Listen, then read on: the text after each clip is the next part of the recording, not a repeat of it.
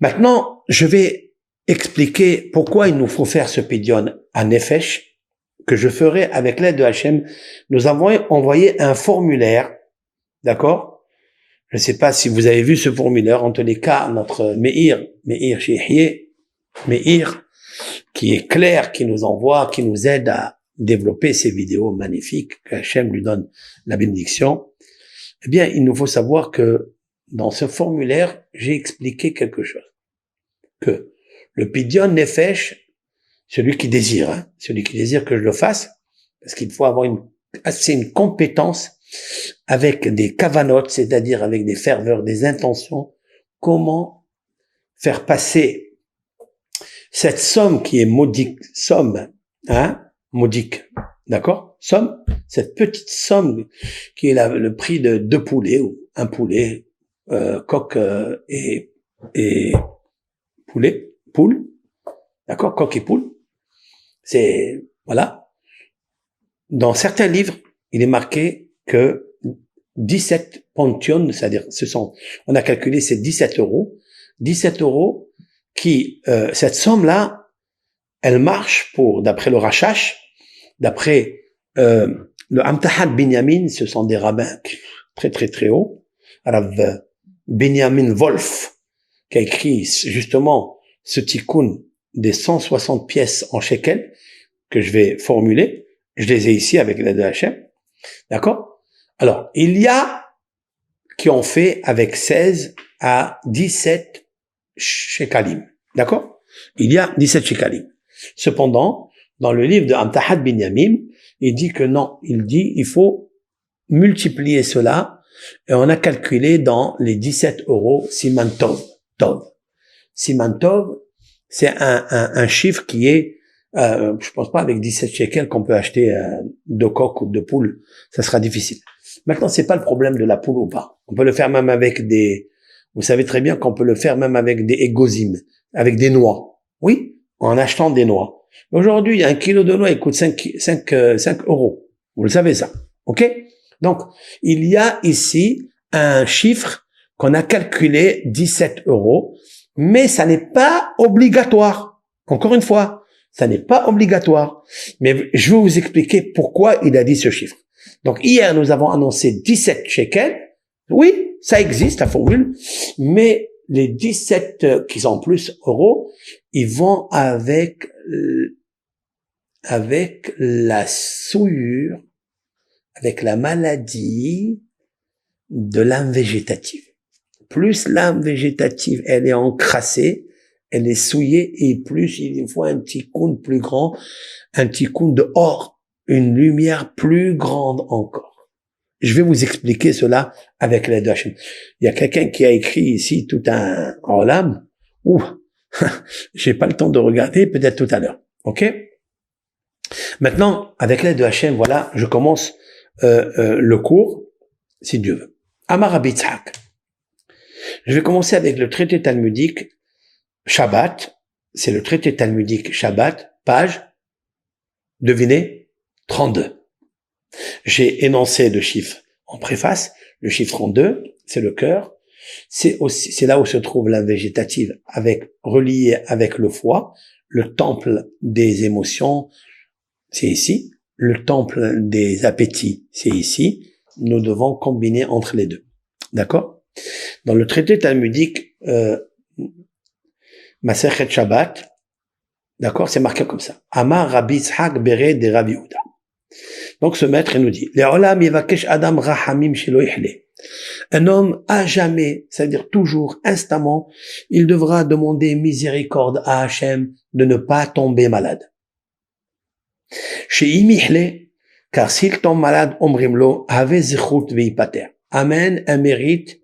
Si quelqu'un, il tombe malade au lit, si déjà il est dans son lit, il n'arrive pas à se lever, il a une fièvre, ou il a des tremblements, ou il a des stress, ou il a je ne sais quelle maladie, c'est déjà quelque chose de pas facile pour lui. Pas facile.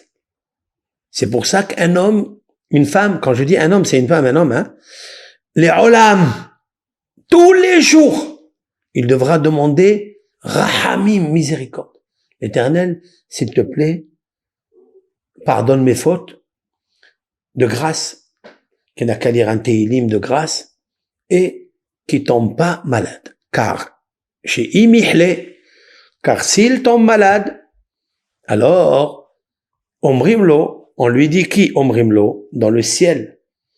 La justice, elle lui dit, alors apporte des mérites. Et on te lâche. Ça veut dire qu'en fait, les mérites guérissent la maladie. Alors, toujours, les rahamim, c'est une prévention. Rahamim, c'est miséricorde. C'est la grâce. C'est la compassion. Tu dois avoir en toi cette habitude, ce paradigme de demander tous les jours à Hachem, s'il te plaît Hachem, fais en sorte que je tombe pas malade. Toi qui es la source de miséricorde. Car si tu tombes malade, c'est que la midat adin, la rigueur, elle a demandé de tomber malade. Maintenant, c'est pas sûr que tu vas te lever. Il faut apporter des témoins. Les témoins sont les mérites. On va le voir. Amar Morakba. Maïkra'a.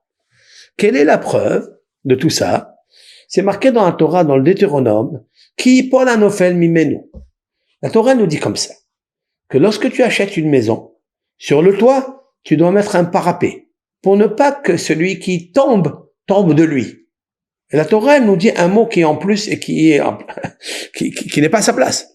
Qui Paul, parce qu'il va tomber Hanofel, celui qui est déjà tombé de lui. Il y a un mot qui n'est pas à sa place. Celui qui tombe de lui, parce qu'il peut y avoir une personne qui tombe. Donc, mets un parapet, mets des barrières. Alors, on dit, Mimenu le averaya. Celui qui tombe au lit, il faut savoir qu'il est tombé déjà très très loin. Alors, il faut qu'il apporte une preuve pour sortir de ce lit. Vous comprenez ce que je veux dire? Tana de Rabbi Ishmael, qui Paul Anofel Mimenu, Raoui Zelipol Misheshet Yeme Bereshit. Rabbi Ishmael, lui, il dit, vous savez que si quelqu'un tombe, c'est qu'il est déjà fixé pour lui que depuis la création de Sheshet Yeme Bereshit, c'est-à-dire les 6 jours de la création, c'est-à-dire ce soir, le 25 Elul, il est déjà prédit qu'il doit tomber. Ça, c'est très profond. Mais je vais expliquer. Maintenant, et là, en fait, il n'est pas encore tombé. Alors pourquoi il dit, il tombera celui qui est déjà tombé. Mais quand il est tombé, il a été fixé pour lui depuis la création du monde qui va tomber. Alors qu'est-ce que ça veut dire? J'explique juste ici parce que c'est très important. Lorsque Adam Arishon et Hava, ils ont mangé, ils ont consommé le fruit interdit du bien et du mal, soit la figue, ils ont fait une fugue, soit le raisin, soit ils ont bu du vin, soit le hétrog, le cédra, d'accord? Ou autre, il y a d'autres qui disent, mais pas la pomme, pas du tout la pomme, hein. La pomme ne figure pas dans les paroles de nos sages. Alors il est vrai que quand elle a vu cet arbre qui était magnifique, elle est tombée dans les pommes, ça oui. Mais avec la pomme de la main, elle a pris le fruit, que ça soit le raisin, elle a essoré le raisin, que ça soit la figue, elle a pris, donc elle a arraché une figue. C'est tout des métaphores, hein. Ne pensez pas un moment qu'il y avait ici une vigne, elle a pris, ou la figue, pas du tout. Ce sont tous des symboles kabbalistiques, d'accord? Et c'est ça la Torah. La Torah, c'est le livre le plus vendu et le plus mal lu et le plus intéressant. Il faut pas rester dans l'interprétation physique, superflue. C'était de la lecture, première lecture. C'est pas ça. Pas du tout alors. La lecture de la Torah, elle se comprend avec Bina.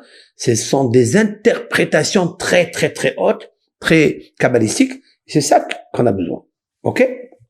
Maintenant, lorsque Adam Arishon et Hava, ils ont consommé, vous savez que Adam Arishon était un homme qui avait Yehida, donc celle qui était unique en lui, mais elle l'a quitté.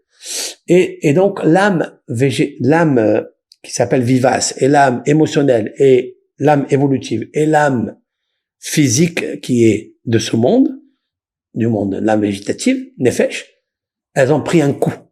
Elles ont toutes pris une inspection leur lumière, l'intelligence, elle s'est un petit peu souillée et commence à avoir trouble.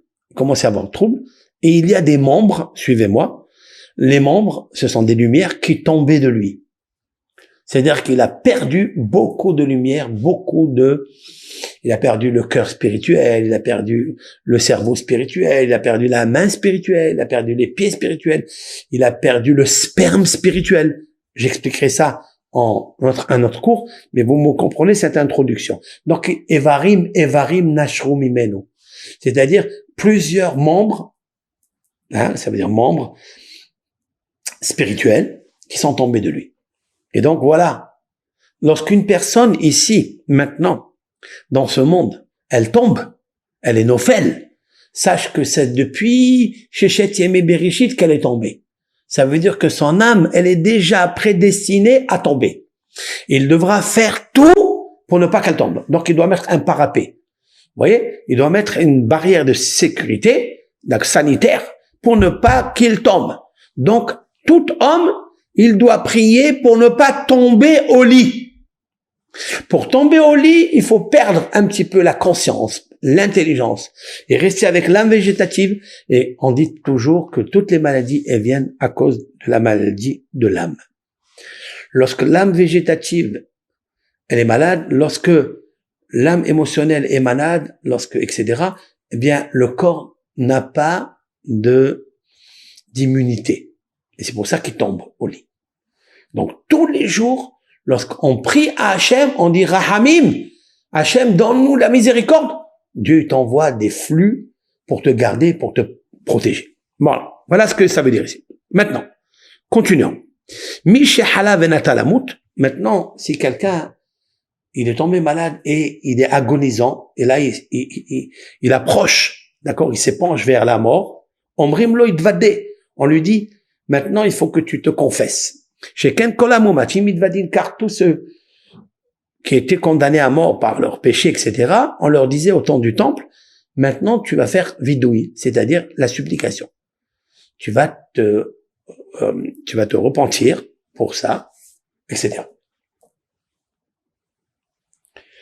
Un homme, quand il sort à l'extérieur, écoutez ça, Adam Yotse la chouk, quelqu'un il sort dans la rue, il est domé be'enav kemishim sar les sardiot. Attention, ne pensez pas que quelqu'un sort dans la rue et qu'il est protégé. Non, il faut qu'il mette dans sa tête que peut-être Dieu préserve, il peut lui arriver quelque chose. On a vu plusieurs personnes, ils sont sortis dans la rue tranquilles, ils viennent sortir du travail ou sortir le matin, et voilà, il tombe quelque chose d'en haut, paf, il vient une voiture sans faire exprès ou un bus qui l'écrase. Dieu préserve. Il doit toujours demander à Hachem, protège-moi. Le fameux tselem d'hier soir. J'ai besoin du tselem, c'est-à-dire j'ai besoin de la aura qui est à l'intérieur de moi, qu'elle reste à l'intérieur de moi. J'ai besoin de cette ombre qui est au-dessus de moi pour qu'il puisse me dire attention, il peut y avoir quelque chose qui tombe, je ne sais d'où, d'un toit, une brique qui peut tomber d'en haut. J'ai besoin de la protection. J'ai besoin de la aura, de la lettre même, Tselem, celle qui m'entoure, qui est la plus grande, qui est la plus forte, celle qui m'entoure. Ach betselem italer ish. Le roi David a dit dans les psaumes, on l'a lu hier, seulement avec le Tselem, les trois ombres, peut marcher un homme. S'il sort dehors, attention, prie que Hachem, il te garde, que ne fais pas une faute, c'est ce que je dis, ne fais pas un péché pour empêcher les trois ombres de te quitter. Vous comprenez ce que je veux dire? Bon. Donc ça, c'est le Talmud. Il est très profond, ce Talmud. C'est mon explication. Je suis en train de donner mon explication, qui est véridique, qui se trouve d'ailleurs dans beaucoup de livres. Maintenant, Haj Berosho, si une personne, elle a mal à la tête, elle a une fièvre très très forte, Yedome be'enav kemi shenatnuhu bakolar. Si quelqu'un, il a une fièvre très très forte, il faut qu'il sache, c'est comme si on l'a mis sur la corde de pendaison. Parce qu'on ne sait pas qu'est-ce qui peut lui arriver. Donc il doit demander vite des pardons, il doit faire des mérites tout de suite, il doit amener une tzedaka, je vais l'expliquer ça, il doit amener une compensation pour dire à Midatadin, à ce serpent, de ne pas venir le chercher. Parce que le serpent, en fait, c'est pas le serpent, c'est Malach HaMavet, c'est l'ange de la mort, donc il doit faire quelque chose. C'est comme quelqu'un quand on lui a mis la pendaison, c'est-à-dire la corde, pour le pendre. Maintenant, il est des gens qui sont montés sur la chaise de la pendaison. Ils leur ont mis la corde au cou. C'est marqué dans le Talmud et c'est là où commence mon cours. Im yeshlo praklitin gedolim. S'il a des défenseurs, des grands avocats, nitzul, il est protégé. Ve'im lav. Et sinon, il n'a pas cela, d'accord? Et non nitzul. Il n'est pas protégé. Ve'eluhen praklitin shel adam. Voici les grands défenseurs de l'homme. Les avocats de l'homme, c'est pas y aller dans un cabinet d'avocats pour chercher un avocat. Vous n'avez pas besoin de ça. Le vrai avocat, dit le Talmud, Teshuva ou Ma'asim Tovim. Waouh. Voilà ce que Dieu il veut. Même si quelqu'un est monté, Hasve Shalom, à la corde pour être pendu, ça veut dire que plus que le lit, plus que tout, Teshuva ou Ma'asim Tovim. Si il fait teshuva, il regrette, ne serait-ce qu'un tout petit peu de regret dans son cœur. Il dit, il faut que je change. Et sincèrement, il fait des bonnes actions, ma'asim tovim, il fait des actions. Alors, à ce moment-là, il est sauvé. Maintenant, écoutez bien. Afilou. Le Talmud ajoute, même s'il a 999 anges accusateurs qui disent ce monsieur, il doit être condamné. Oui. Ve'ehad. Un seul ange. Melamed alav zechut. Il plaide son innocence. Nitzol. Il est sauvé. C'est magnifique, ça. C'est extraordinaire. 999. On arrive à 1000, hein. Il y a 999, dit le Talmud. Il a sur lui une condamnation. Il a des accusateurs. Parce que de l'autre côté, il y a aussi des accusateurs. De la même façon qu'il y a des défenseurs à l'homme, pour le sécuriser, il y a aussi des défenseurs pour l'enfoncer, pour le défoncer. Maintenant, il y a 999. Probablement, c'est impossible d'être sauvé. Oui? Quand même. Dit le Talmud. La grâce, regardez la beauté de ce Talmud-là. Ehad, une seule personne qui cherche, et il dit non, mais cette personne, elle vient d'avoir une lueur de bonne pensée de Teshuvah. Je veux changer. Immédiatement, il balaye l'autre côté. Alors, l'imagination, c'est quoi? C'est la balance. D'un côté, dans le plateau de balance, la rigueur ici, côté gauche, il y a Midatadin. Il y a la rigueur 999 pierres, on a mis sur le plateau de balance. OK? Maintenant, ici, il manque un. Tu mets juste une bonne pensée. Une de Teshuvah, tu la mets sur l'autre plateau de balance, normalement, il peut pas déséquilibrer les forces du mal, les forces d'accusation. La Torah, elle nous dit, oui, tu peux. Combien c'est magnifique. Combien d'espérance, parce que la Teshuvah pour Akadosh Baruch Hu, elle est très, très grande. Parce que, qu'est-ce qui se passe? Parce que Dieu, je vais vous dire quelque chose. Il nous a mis à l'intérieur de nous, à notre naissance, une âme végétative qui a 999 pulsions contre le mal. Pour le mal, je veux dire. En face, je voulais dire. Ça veut dire que, majoritairement, nous sommes faits de pulsions. Nous sommes faits animaux. Nous voulons dévorer. Nous avons la manifestation de 999 pulsions d'accusation. Pourquoi? Parce qu'on est né comme ça. Maintenant, s'il arrive à avoir, il faut pas qu'il complète le millier, le millième accusateur. Prends une petite pensée dans ce cœur qui est troublé par toutes les accusations, mais tu dis, j'ai envie de faire teshuva. Voilà. D'où il le sait? D'où ils savent nos sages ça? A priori, lorsqu'il y a une justice terrestre, s'il a rien que 61, même 51% d'accusations, ils le mettent en prison. Ils le mettent au Beaumet. Beaumet, là-bas il meurt. C'est fini. Il y a pas de, on joue pas avec lui. Chez Akadosh Baruch Hu, c'est pas la même chose. C'est ça le Dieu de la justice. Amelech HaMishpat. Parce que Dieu, il a associé Elohim, il a associé le tétragramme avec pour l'adoucir. Et le tétragramme, c'est un. Il y a que un seul Dieu qui peut faire une chose pareille. C'est ton créateur. C'est lui qui peut tout balayer. C'est ce que j'expliquais. En od bilevado. Il n'y a pas à part lui. Ça veut dire que même s'il y a 999 qui disent qu'il mérite la mort ou le malheur, il y a un qui dit non, Dieu il dira non. Mais c'est qui ce un?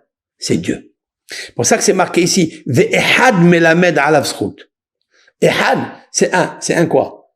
C'est pas un avocat. C'est un, c'est Dieu. Ehad, Ehad, Ehad, Ehad. Fais teshuva et reviens à l'unique Dieu avec ahava, avec amour. C'est ce que j'explique. D'où nous savons tout ça? Qui peut être sauvé? Alors il dit, Iov, Lamed Gimel, nous trouvons dans le livre de Job. Il faut lire un jour en français ou en anglais ou en espagnol ou en arabe le livre de Job. Il y a là-bas une phrase magnifique dans le chapitre 33. C'est le Talmud, hein. Im yesh alav meli malach. S'il y a alav sur lui, malach, un ange, un défenseur, Melitz ehad mini elef.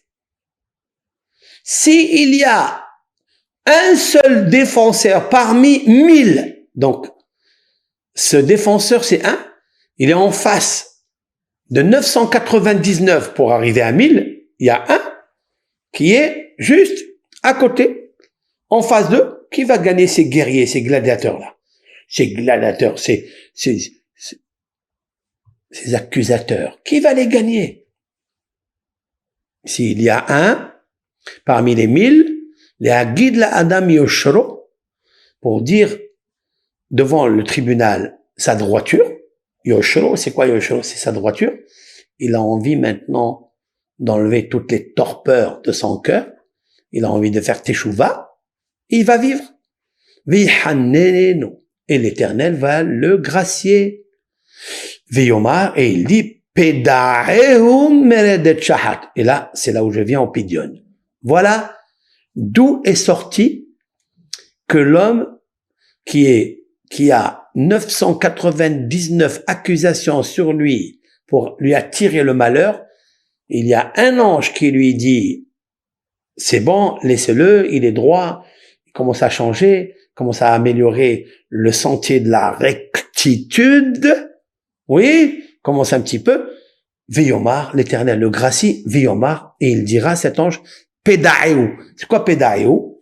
En hébreu, Pedeu, ça veut dire sauve-le et rachète-le. Et il ne descendra pas dans le profond de la destruction, c'est-à-dire dans le profond des abîmes. En fait, vous savez ce que c'est les profonds des abîmes? C'est le cercueil. Voilà ce que ça veut dire. Vous écoutez? Maintenant, il y a un Rav qui a ajouté quelque chose de magnifique. Rabbi Eliezer Beno shel Rabbi aussi à Galilée Omer. Écoutez cette deuxième opinion, c'est celle-là où moi je veux adhérer. C'est celle-là, parce qu'elle est pleine de miséricorde. Afilu teshame od vitishim vitisha beoto malach lehova ve'ehad dischut nitzul. Wow. Il dit maintenant, il y a un ange cet ange-là, qui est défenseur. Il a en lui 999% pour l'accuser. Il y a 1% de ça pour l'innocenté. L'Éternel, quand même, il écoute. Alors maintenant, comment ça marche? Pédaéou, c'est-à-dire pédéou, c'est pidion. Kifada. Il y a beaucoup de textes dans la Torah, dans les Tehillim, de partout. Il y a Pada Mishalom Nafshi Mikerovli. Lorsque le roi David, il avait des ennemis qui le traquaient, beaucoup d'ennemis. Des ennemis juifs et des ennemis pas juifs. D'accord? David Amelech, il dit, Pada Beshalom Nafshi. Rachète mon âme avec la paix. Avec les ennemis qui s'approchent de moi pour me faire du mal. Alors, on peut expliquer ça, les ennemis physiques, mais je vais l'expliquer moi tout court. Ce sont les bêtes sauvages que j'avais parlé hier. Ce sont les ennemis qui sont les accusateurs, qui sont à 999 accusateurs, qui veulent te prendre ce un et le mettre parmi les 1000. Et là, il nous faut un miracle. Il nous faut ce que j'appelle les pélés. Pélés, c'est le miracle. Je ne sais pas si vous avez vu ce matin, nous avons fait un petit résumé de la vidéo qui parle de Pélé et Aleph avec le mot dame à l'intérieur. D'accord? C'est une vidéo très, très, très importante. C'est celle-là. Vous voyez? Voilà, c'est ça que j'ai parlé. J'ai parlé de ça. Car ici, il y a le mot dame. Vous voyez, dame ici? Alors, ça, c'est le mot Pélé. Oui? Pardon. Ça, c'est le mot Pélé. Voilà, P, Lamed, Aleph. Voilà les 1000. Mais voilà les 1000, vous voyez?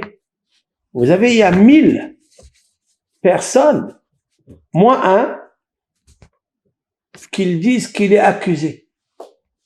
Comment faire le miracle pour le sauver? Ils veulent lui prendre le dam. Le dam, c'est le sang.